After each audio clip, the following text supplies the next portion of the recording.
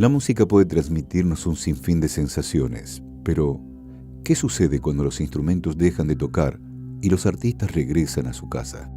La fama trae consigo hechos oscuros que generan misterio e intriga. Por eso, hoy, entre rimas y algunos testimonios de quienes lo conocieron mejor, sabremos cómo murió realmente Lefty SM. Era el 3 de septiembre de 2023. Juan Carlos Sauceda, más conocido como Lefty SM, de 31 años, se encontraba en su hogar junto a María Isabel, su esposa. Ambos habían tenido un largo día y miraban un film en su cuarto. Sus hijas dormían hacía varias horas. Fuera de las paredes que lo rodeaban, los planes palpitantes de un hecho que resonaría en la boca de todos muy pronto estaban en marcha. Lo que no se imaginaban era que serían ellos los protagonistas de una tragedia. La zona era muy tranquila y segura, por eso cuando oyeron un auto en las cercanías, asumieron que sería algún vecino de la zona. El cielo estaba nublado, algún que otro trueno resonaba en la distancia. La tormenta comenzaba a prepararse. Pero para Lefty, no había nada mejor que disfrutar del sonido de la lluvia en la calidez de su hogar. Era uno de los pocos momentos donde no tenía que pensar en nada y donde no había que estar pendiente de que le tomen fotografías o tuviera que firmar algún autógrafo. El carro aparcó cerca de la puerta de entrada. Se oyeron pasos lentos y calculados. No era una persona, sino dos o quizás tres. La ventana de la segunda planta seguía con luz encendida. El ambiente, con esa quietud algo tenebrosa que anticipa las tormentas, daba una falsa sensación de calma. Pero, ¿quién fue Lefty SM? Si es la primera vez que oyes su nombre, vamos a ponerte en contexto. Lefty SM fue un destacado rapero mexicano, nacido el 22 de abril de 1992 en Sonora, México. Era conocido por su estilo auténtico y letras profundas. Se consolidó en la escena del rap mexicano a través de su participación en el grupo Santa Fe Clan y por sus colaboraciones con otros artistas del género. Con una pasión innata por el ritmo y la poesía, Lefty empezó a escribir sus propias letras, abordando temas de la vida cotidiana y las luchas personales. Pero aquí viene lo intrigante. Su incursión en el mundo del rap no fue por fama ni fortuna, sino por una necesidad casi mística de expresar su verdad. Empezó a participar en batallas de rap locales, donde su talento y autenticidad pronto lo hicieron destacar. Su voz, cargada de emoción y sinceridad, resonó con muchos, y así Lefty SM fue tejiendo su camino en la música, convirtiéndose en una figura querida y respetada en la escena del rap mexicano. Su música, que combinaba elementos de rap, hip hop y trap, abordaba temas sociales y personales, resonando con una amplia audiencia. Lefty SM dejó una marca imborrable en la música urbana mexicana y se ganó el respeto y admiración de sus seguidores y colegas.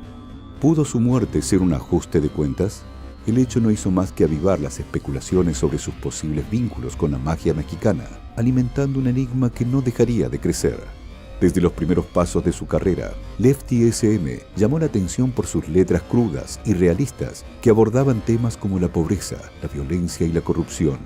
Estas no eran simples narraciones distantes, sino relatos que parecían brotar de un conocimiento íntimo del mundo criminal. Sus seguidores y críticos notaron que sus canciones describían situaciones y personajes con una precisión y familiaridad que sugerían algo más que una mera observación externa. Había en sus palabras una autenticidad perturbadora que hacía pensar a muchos que sus historias estaban basadas en experiencias personales o en relatos de primera mano de aquellos que vivían en los márgenes de la ley.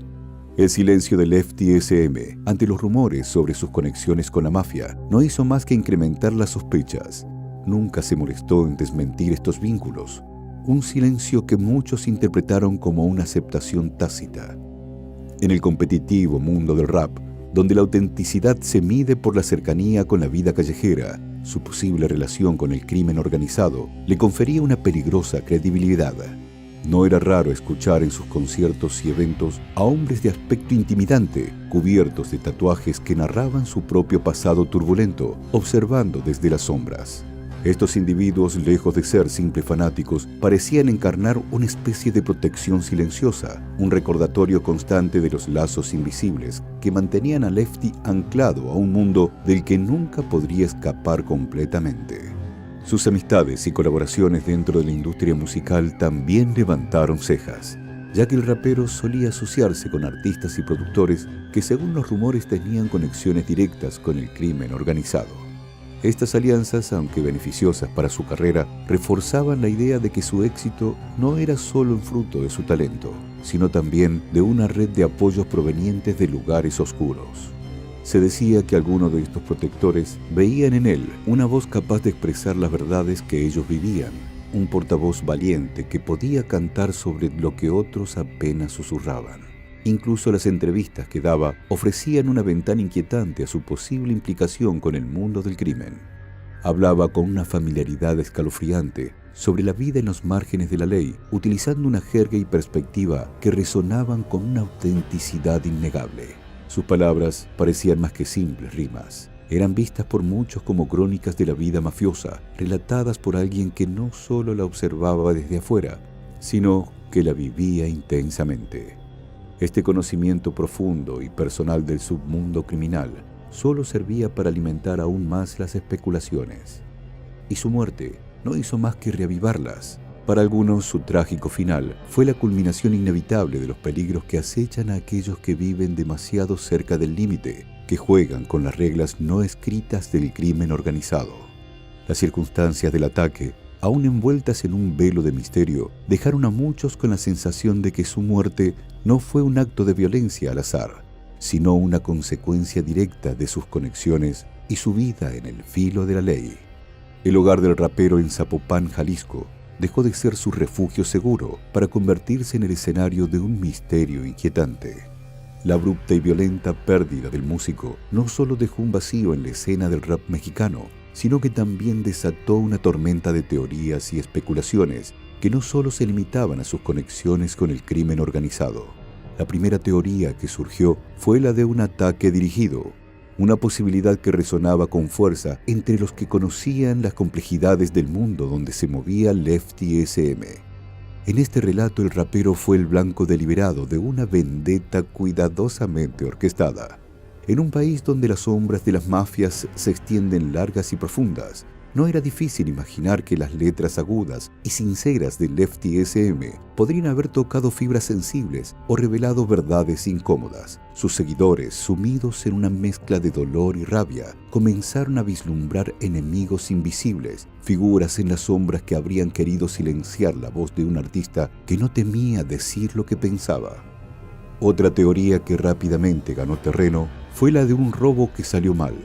Este relato sugería que Lefty SM fue sorprendido en su hogar por delincuentes comunes y que el desenlace mortal fue el resultado trágico de un intento del robo que se salió de control. Las imágenes de su residencia con sus puertas forzadas y sus pertenencias esparcidas dibujaban un escenario de caos y desesperación. Este cuadro, sin embargo, no ofrecía consuelo, sino más bien una sensación de injusticia y fatalidad. ¿Podría ser que el rapero, en su lucha por proteger lo suyo, hubiera encontrado un destino tan cruel e imprevisto? No menos perturbadora fue la teoría de una confusión de identidad. En la penumbra de la noche y bajo la presión de una misión ilícita, los atacantes podrían haber cometido un error fatal. Esta hipótesis sostenía que los intrusos no tenían la intención de atacar a Lefty SM, sino que su verdadero objetivo era alguien más. En un giro irónico del destino, Juan Carlos habría pagado con su vida un error de reconocimiento.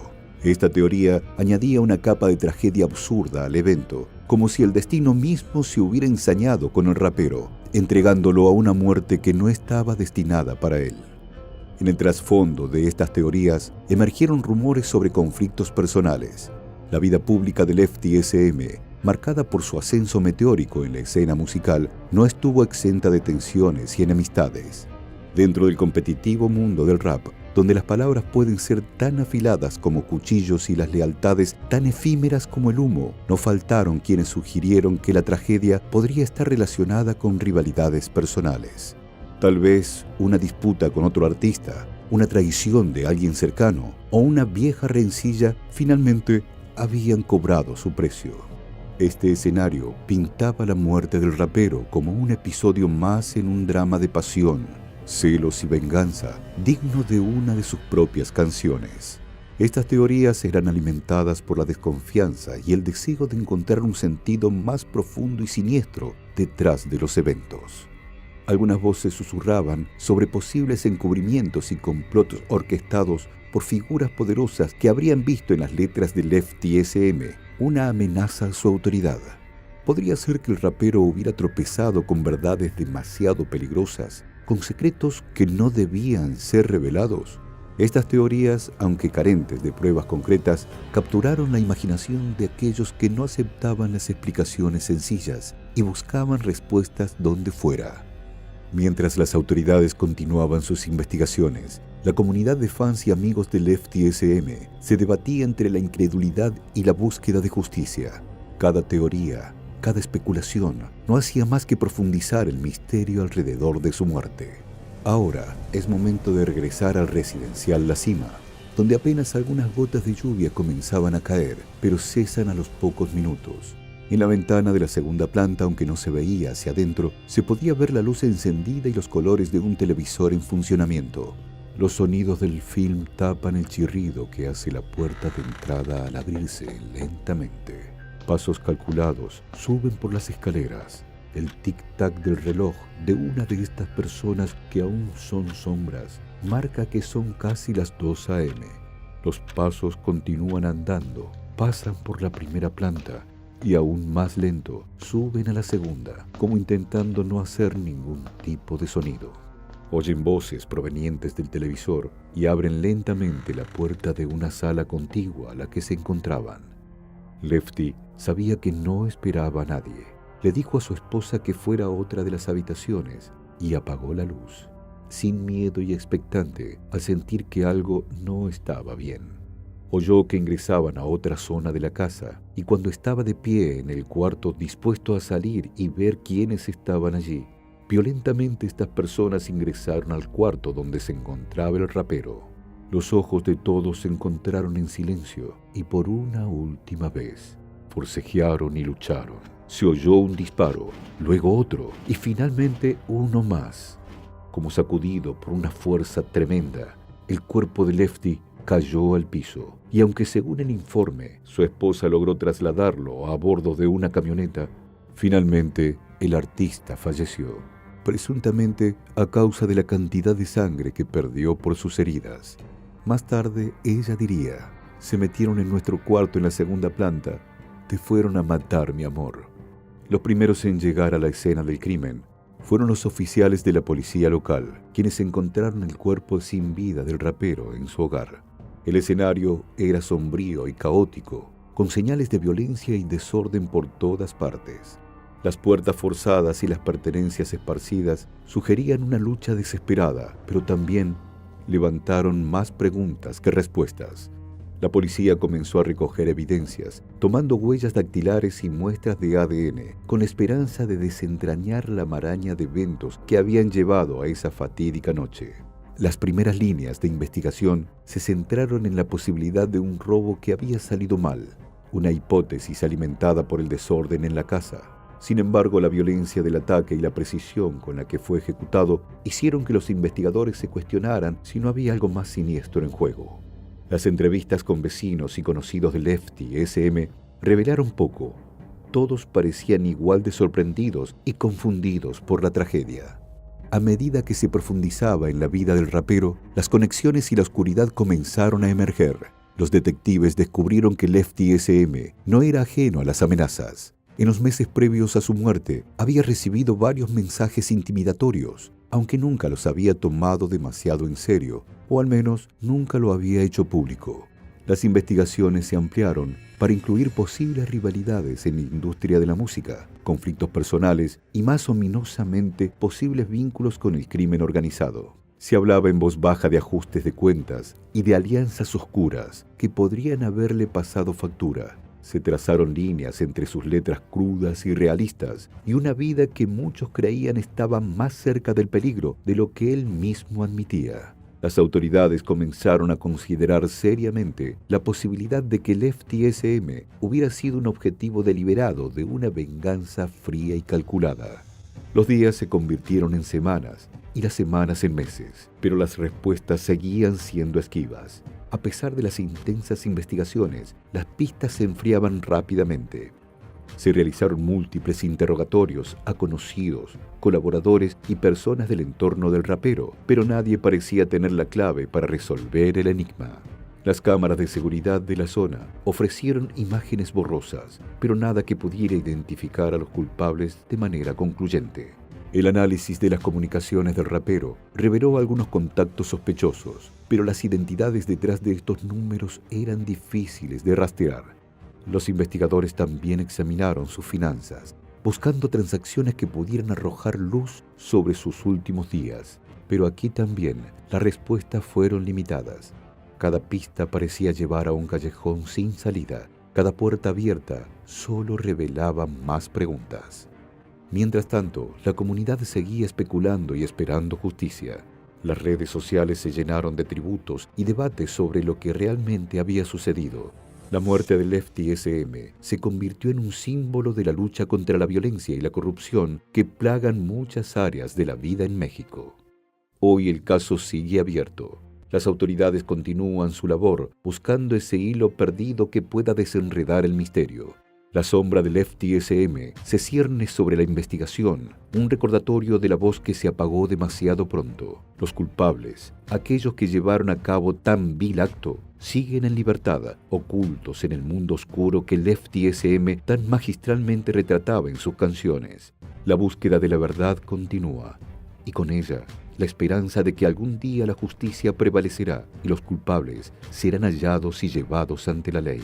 Sin embargo, una cosa quedó clara: el legado del FTSM, su voz inconfundible y su pasión por la verdad permanecerían imborrables. Aún en la sombra de su trágico final, su música seguía resonando, un testamento de su vida y su lucha. Quizá, como dice una de las letras de sus canciones, en el abrazo de la muerte encontró la paz que tanto anhelaba, un descanso eterno en el seno de la oscuridad.